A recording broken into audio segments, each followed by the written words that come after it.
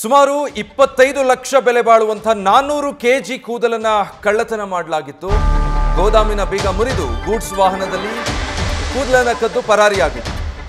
March 1ರಂದು Lakshmipura cross ಬಳಿ ಗೋದಾಮಿನಲ್ಲಿ ಈ ಕಳ್ಳತನ ಆಗಿತ್ತು. ಆರೋಪಿ ಯಲ್ಲಪ್ಪ ಸೇರಿದ ಹಾಗೆ 5 ಜನರ ತಂಡದಿಂದ ಈ ಕೃತ್ಯ ನಡೆದಿತ್ತು. 400 ಕೆಜಿ ಕೂದಲನ್ನ ಕದ್ದು ಆರೋಪಿಗಳು ಎಸ್ಕೇಪ್ ಆಗಿದ್ರು. ಈಗ ಪೊಲೀಸರ ಕೈಗೆ ಸಿಕ್ಕಾಕೊಂಡಿದ್ದಾರೆ.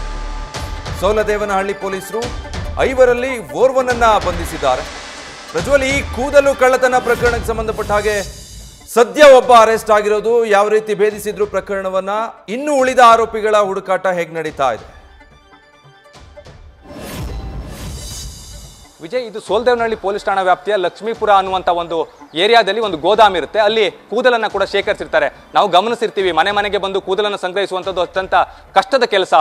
ಅದನ್ನ ಇವರು ಸಂಗ್ರಹಿಸಿರ್ತಾರೆ. ಸುಮಾರು 400 ಕೆಜಿ ಕೂದಲನ್ನು ಕೂಡ ಇವರು ಸಂಗ್ರಹಿಸಿಟ್ಟಿರ್ತಾರೆ. ಅದನ್ನ ವಿದೇಶಕ್ಕೆ ರಫ್ತು ಮಾಡಬೇಕಾಗಿರುತ್ತೆ. ಕಾರಣ ಏನು ಅಂತ ಹೇಳಿದ್ರೆ, ವಿದೇಶದಲ್ಲಿ ಕೂದಲಿಗೆ ಒಳ್ಳೆಯ ಬೆಲೆ ಇರೋದ್ರಿಂದಾಗಿ ಈ ಒಂದು ಬಿಸ್ನೆಸ್ ಅನ್ನ ಮಾಡ್ತಾ ಇರ್ತಾರೆ ಆ ಒಂದು ಮಾಲೀಕರು. ಆದ್ರೆ ಒಂದು ದಿನ ಏನಾಗುತ್ತೆ ಅಂತ ಹೇಳಿದ್ರೆ, ಆ ಗೋದಾಮ್ನಲ್ಲಿ ಇದ್ದಂತ 400 ಕೆಜಿ ಕೂದಲು ಕೂಡ ಕಳ್ಳತನವಾಗುತ್ತೆ. ಅವರು ಮರುದಿನ ಬಂದ ನಂತರದಲ್ಲಿ ಮರುದಿನ ಗೋದಾಮ್ಗೆ ಬರ್ತಾರೆ. ಬಂದು ನೋಡಿದಂತ ಸಂದರ್ಭದಲ್ಲಿ ಈ ಪ್ರಕರಣ ಏನಿದೆ ಅದು ಬೆಳಕಿಗೆ ಬರುತ್ತೆ. ತಕ್ಷಣವೇ ಸೋಲದೇವನಹಳ್ಳಿ ಪೊಲೀಸ್ ಠಾಣೆಗೆ ಹೋಗ್ತಾರೆ.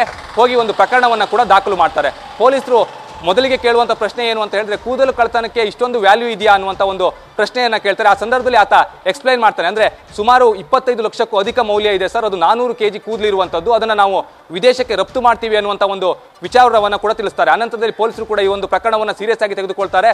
ಆರೋಪಿಗಳಿಗಾಗಿ ಬಲೆಯನ್ನು ಕೂಡ ಬೀಸ್ತಾರೆ. ಈಗ ಯಲ್ಲಪ್ಪ ಅನ್ನುವಂತ ಒಂದು ಆರೋಪಿಯನ್ನ ಪೊಲೀಸರು ಕೂಡ ಬಂಧಿಸಿರುವಂತದ್ದು. ಇನ್ನುಳಿದಂತ 4 ಜನ ಏನಿದ್ದಾರೆ ಅವರು ತಲೆಮರೆಸಿಕೊಂಡಿದ್ದಾರೆ. ಅವರು ಎಲ್ಲಿ ಹೋಗಿದ್ದಾರೆ ಅನ್ನೋದ್ರ ಬಗ್ಗೆ ಈಗಾಗಲೇ ಪೊಲೀಸರು ಕೂಡ ಹುಡುಕಾಟವನ್ನು ಕೂಡ ಮಾಡ್ತಾ ಇರುವಂತದ್ದು. ಯಲ್ಲಪ್ಪ ಏನಿರ್ತಾನೆ, ಆತ ಮೊದಲಿಗೆ ಈ ಒಂದು ಸ್ಕೆಚ್ ಅನ್ನ ಹಾಕ್ತಾನೆ. ಅಂದ್ರೆ ಇವರು ಕೂದಲನ್ನ ಸಂಗ್ರಹಿಸಿರುವಂತಹ ಒಂದು ಸ್ಥಳವನ್ನ ಕೂಡ ಗಮನಿಸಿರ್ತಾನೆ. ಹಾಗೆ ಅದನ್ನ ಮಾರಾಟ ಮಾಡಿದ್ರೆ ಅಧಿಕವಾಗಿ ಲಾಭ ಬರುತ್ತೆ ಅನ್ನುವಂತ ಒಂದು ವಿಚಾರ ಕೂಡ ಯಲ್ಲಪ್ಪನಿಗೆ ಗೊತ್ತಾಗಿರುತ್ತೆ. ಹಾಗಾಗಿ ಆತ ಇಲ್ಲಿ ಪ್ಲಾನ್ ಅನ್ನ ಮಾಡ್ತಾನೆ. ಪ್ಲಾನ್ ಅನ್ನ ಮಾಡಿದಂತವನು ಆ ಒಂದು ಕೂದಲನ್ನ ಕಳ್ತನ ಮಾಡ್ತಾರೆ. ಕಳ್ತನ ಮಾಡಿ ಅದನ್ನ ಆಂಧ್ರ ಪ್ರದೇಶ ಹಾಗೆ ತೆಲಂಗಾಣಕ್ಕೆ ಮಾರಾಟ ಮಾಡುವಂತ ಒಂದು ಕೆಲಸವನ್ನ ಕೂಡ ಇವರು ಮಾಡಿದ್ರು ಅನ್ನುವಂಥದ್ದೇ ಅದು ತನಿಖೆ ವೇಳೆಯಲ್ಲಿ ಗೊತ್ತಾಗಿರುವಂತದ್ದು. ಅಲ್ಲಿಂದ ಅದು ವಿದೇಶಗಳಿಗೂ ಕೂಡ ರಫ್ತಾಗುತ್ತೆ ಅನ್ನುವಂಥ ಒಂದು ಮಾಹಿತಿಯನ್ನು ಕೂಡ ಈಗಾಗಲೇ ಪೊಲೀಸರು ಕಲೆ ಹಾಕಿರುವಂತದ್ದು. ಅಷ್ಟೇ ಅಲ್ಲದೆ ಎಷ್ಟು ದಿನದಿಂದ ಇವರು ರೆಕ್ಕಿ ಮಾಡಿದ್ರು ಅನ್ನೋದ್ರ ಬಗ್ಗೆ ಕೂಡ ಇಲ್ಲಿ ಮಾಹಿತಿಯನ್ನು ಕಲೆ ಹಾಕ್ತಾ ಇದ್ದಾರೆ ಯಲ್ಲಪ್ಪನಿಂದ. ಕಾರಣ ಏನು ಅಂತ ಹೇಳಿದ್ರೆ, ಈ ರೀತಿ ಅಂದ್ರೆ ಇವರು ಈ ಹಿಂದೆಯೂ ಕೂಡ ಸಾಕಷ್ಟು ಪ್ರಕರಣದಲ್ಲಿ ಭಾಗಿಯಾಗಿರಬಹುದು ಅನ್ನುವಂಥ ಒಂದು ಅನುಮಾನ ಏನಿದೆ ಅದು ಕೂಡ ಪೊಲೀಸರಿಗೆ ಕಾಡ್ತಾ ಇರುವಂತದ್ದು. ಯಾಕೆ ಅಂತ ಹೇಳಿದ್ರೆ, ಕೂದಲು ಕಳ್ತನ ಮಾಡೋದ್ರಿಂದ ಅಧಿಕವಾಗಿ ಲಾಭ ಬರುತ್ತೆ ಅನ್ನುವಂಥ ಒಂದು ವಿಚಾರ ಇವರಿಗೆ ಗೊತ್ತಿತ್ತು ಅಂತ ಹೇಳಿದ್ರೆ, ಈ ಹಿಂದೆಯೂ ಕೂಡ ಇದೇ ರೀತಿಯ ಪ್ರಕರಣಗಳಲ್ಲಿ ಭಾಗಿಯಾಗಿರಬಹುದು ಅಥವಾ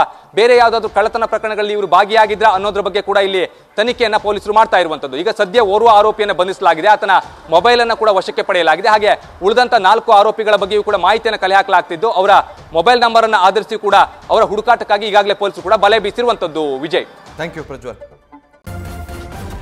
ನ್ಯೂಸ್ ಫಸ್ಟ್, ನಿರ್ಭೀತಿಯಿಂದ ನಿಮ್ಮ ಪರವಾಗಿ.